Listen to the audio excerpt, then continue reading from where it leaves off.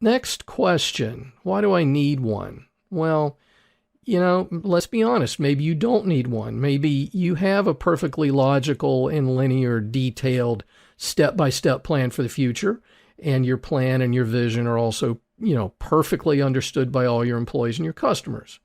But we all know that's probably not the case. So let's think for a minute. What happens when you start doing something new and different without a real plan? I mean, really. What happens if you head out for vacation with no clear plan for where to go, where to stay, what to take, and so on? It's a stupid question. Nobody really does that.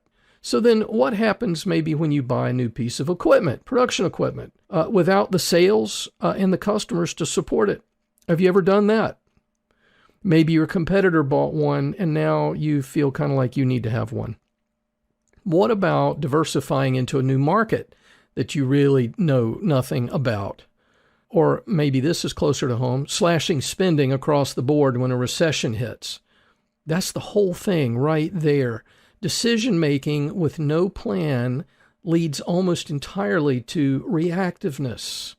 You move when somebody else moves, you adjust only when necessary. And by contrast, a strategic plan is going to enable you to break out of that rut. It gives you the vision to take the next bold steps for real change and to accelerate your improvements. But there's another big reason for having a strat plan. It brings alignment. It ensures that everybody shares your vision and pulls in the same direction.